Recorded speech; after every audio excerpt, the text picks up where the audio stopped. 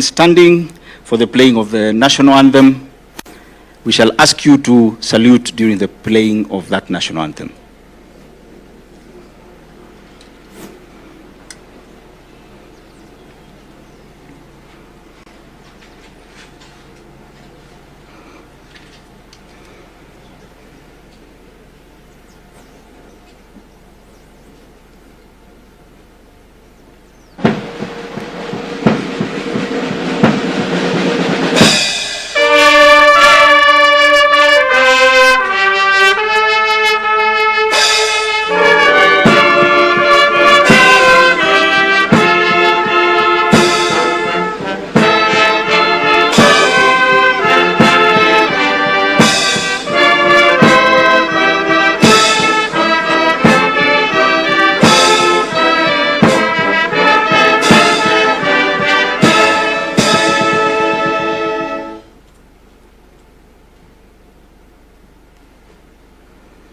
Please be seated.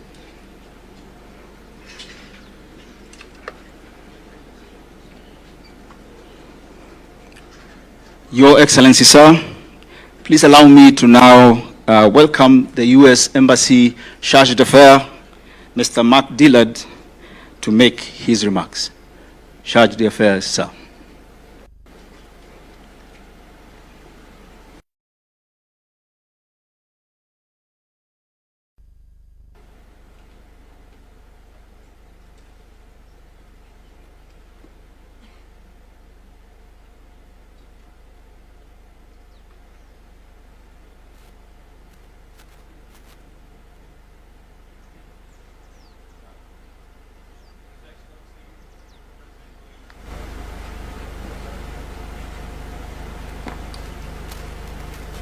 Sure.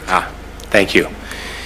His Excellency President William Ruto, Her Excellency Cabinet Secretary Tuya, His Excellency the Ministry of Defense from Senegal, General Kahariri, the Chief of the Kenya Defense Forces, General Langley, the Commander, U.S. Africa Command, General Nordhaus, Chief of the U.S. National Guard Bureau, distinguished Chiefs of Defense and delegation members, ladies and gentlemen, hello, good day. On behalf of the U.S. Embassy in Kenya, it is an honor to welcome you to the Africa Chiefs of Defense Conference. I would like to start with a special thanks to our co-hosts, the Kenya Defense Forces, for their leadership in bringing us together for this vital dialogue. The United States is grateful to all of you for your leadership on regional security issues. And this year's theme, which is strengthening African security, sustaining unity of effort, this theme speaks directly to the shared responsibilities that bring all of us here. We are in an era that is marked by complex cross-border threats. We were talking about terrorism, trafficking, piracy, and we know that we are more effective when we face these challenges together. I know that many of you have firsthand experience working with the United States military, of course, and with each other. We together have conducted many training exercises like Flintlock, Cutlass Express, and African Lion. I personally had the opportunity to see troops from several of your countries train earlier this year at Exercise Justified Accord near Mount Kenya, and I was impressed by what I saw. There were, of course, the high-tech weapons and the tactics training, but the most impressive thing that I saw were service members, your troops, who showed leadership and professionalism. Security is not just the absence of conflict, but it's also the presence of opportunity. Security enables economic development, protects democratic institutions, and allows our young people to dream big and reach farther. Our economic partnerships flourish in countries where security provides the stability required for robust trade and investment. That is to say that when African nations are more secure, when this region is more stable, the world, including the United States, is safer and more prosperous. I hope that this conference then is more than just a meeting. I hope it's also a moment where we can build deeper ties, where we can renew our joint efforts, and where we can recommit ourselves to the security and prosperity of our nations. Before making way for Cabinet Secretary Tuya, allow me once again to thank our co-hosts, the Kenya Defense Forces, and all of you, the continent's most senior defense leaders, for your dedication to peace, your dedication to professionalism, and your dedication to progress. Thank you very much.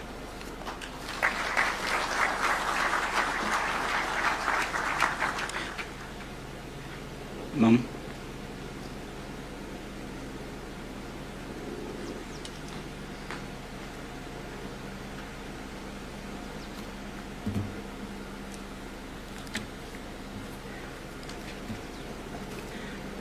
Your Excellency, the President of the Republic of Kenya and Commander-in-Chief of the Kenya Defense Forces, Minister of Armed Forces of Senegal, Mr. Birame Diop, Chief of the Kenya Defense Forces, General Charles Kariri, Chargé d'Affaires, United States Embassy, Mark Dillard, Commander of the United States Africa Command, General Michael Langley, all our chiefs of defense forces present from different jurisdictions, PS Ministry of Defense, Dr. Mariro, the Deputy National Security Advisor for Kenya, the Vice Chief of Defense Forces, service commanders, general officers, distinguished delegates, ladies and gentlemen, good afternoon. Your Excellency, I will begin by expressing my deep gratitude to you for allowing us to convene here in Kenya and for finding the time to join us today. I also wish to appreciate our Chief of Defense Forces, General Kariri, and General Michael Langley of the US AFRICOM for your exceptional leadership in co-hosting this milestone event. To our teams, the coordinating teams both from KDF and the US AFRICOM, we commend your diligence that has really made this event possible. Kenya and the United States do share a strong and enduring defense partnership. And this collaboration is testament to the strength of this partnership. Your Excellency, allow me also to state that as we convene here today, we do it at the backdrop of a global security environment which is undergoing profound shifts. Strategic competition, evolving technologies, climate-induced fragility, and transnational threats are really redrawing the boundaries of national and regional security. These dynamics demand that we recalibrate our defense postures, not just for defense and response, but also for foresight, resilience, and constructive engagement. Within this global context, Africa must carve out its own path, one that places continental priorities at the center of security cooperation. This conference today does provide a very valuable platform for strategic dialogue grounded in African agency and a broader recognition that sustainable peace must be pursued through regional and international cooperation, as well as integrated whole-of-society approaches. I am very confident that this conference will generate insights that will shape the future of our collective security architecture, not only in Africa, but also within the broader international system to which we all belong.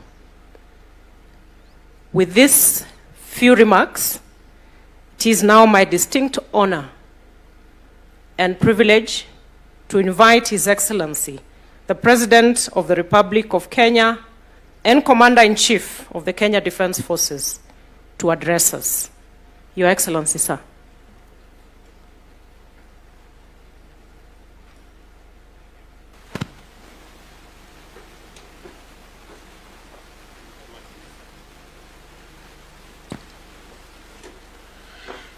Your Excellencies, Honorable Ministers, CDFs, ladies and gentlemen, distinguished guests, good morning, good afternoon, sorry, and take your seats. Thank you very much. I was supposed to be here in the morning. I think that's why I'm still hopeful that it is morning. But allow me first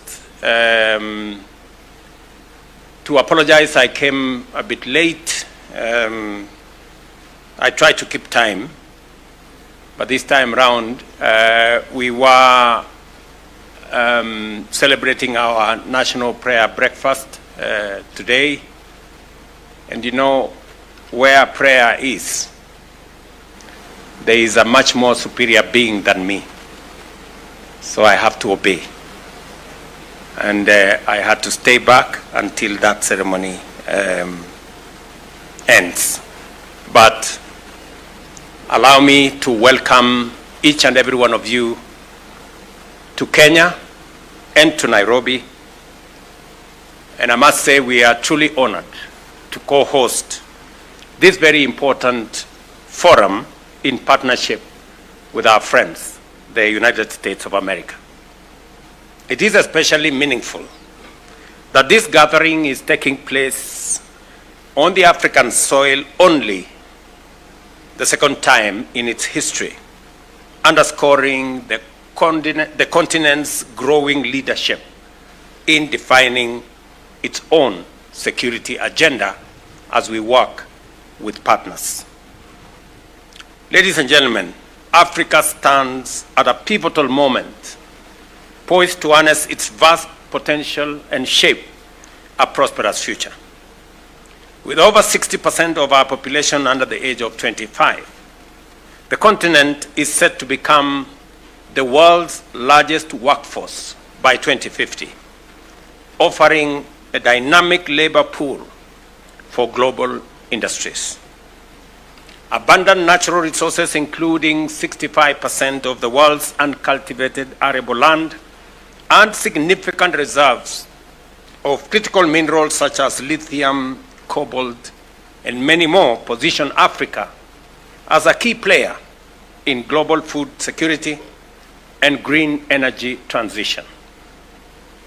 It is in this context that initiatives like the Africa Continental Free Trade Area have been established to unify markets, boost intra-Africa trade, and attract investment, fostering economic diversification and resilience.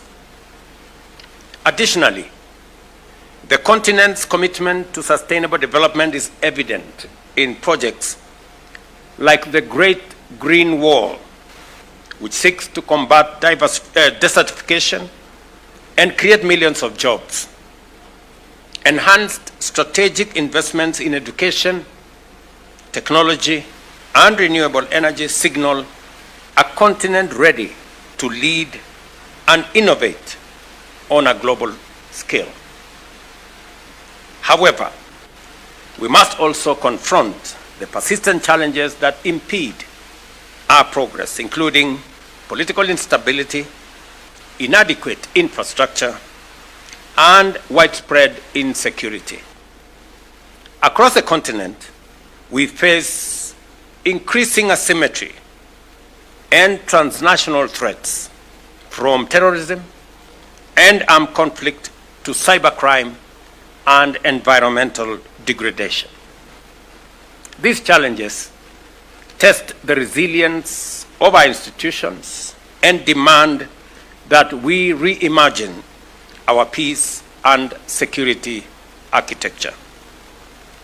This conference, therefore, is not only a forum for military cooperation, but also a strategic platform for dialogue, policy coordination, and the strengthening of Africa's collective voice in global security affairs.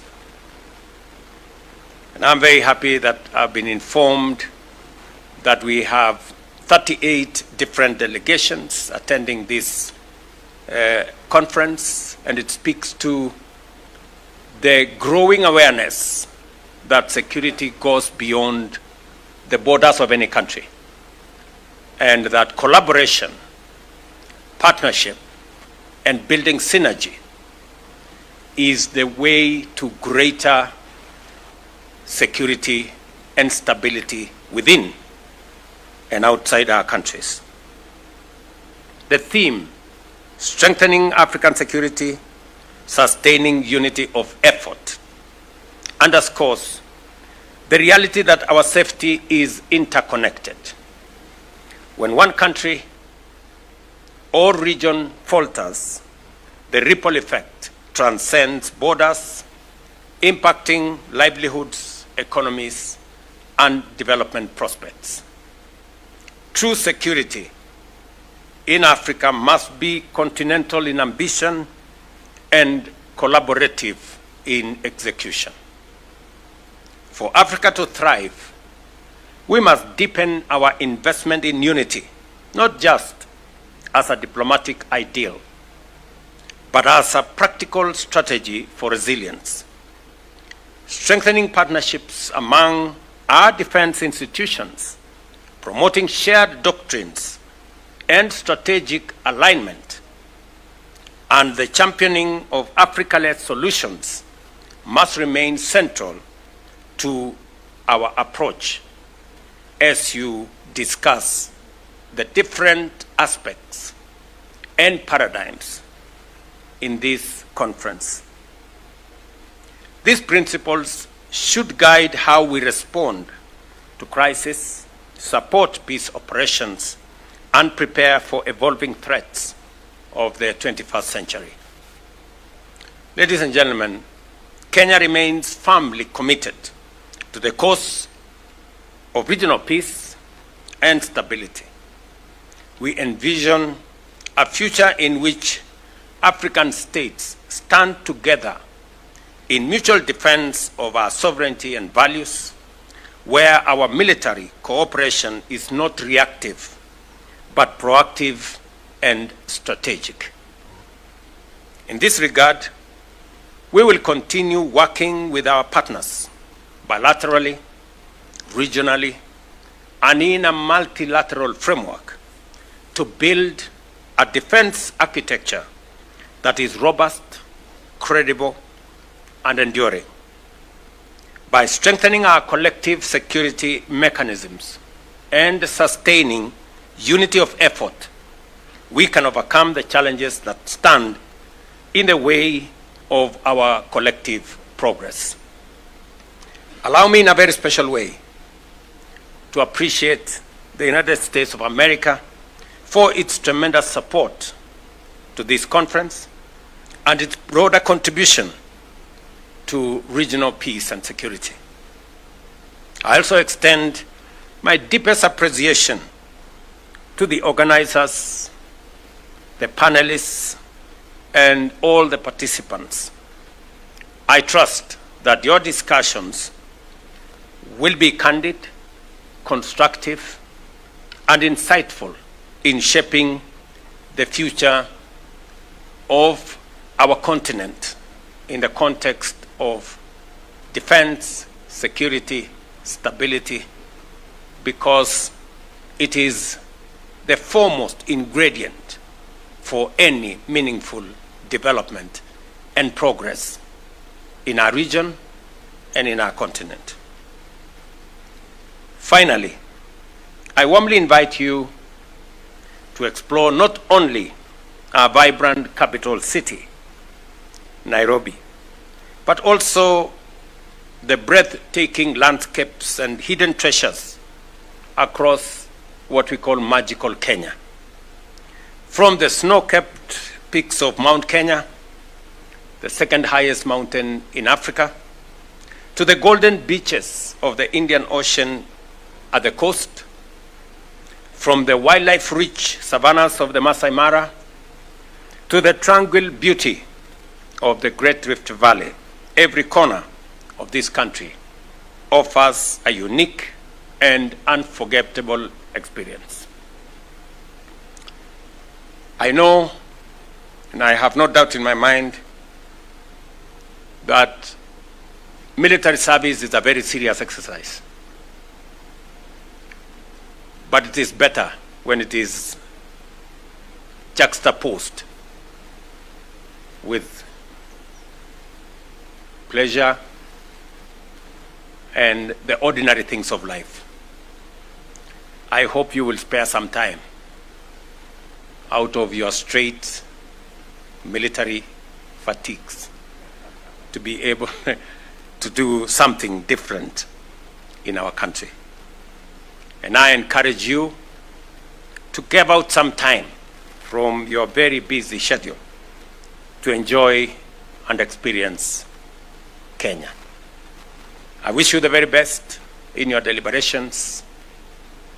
You have the government of Kenya, and under the leadership of the Minister for Defense and CDF, to make sure that every other aspect of this conference goes well, and I am confident that we will have outcomes that are going to benefit Kenya and our region and our partners. Thank you very much, and God bless you.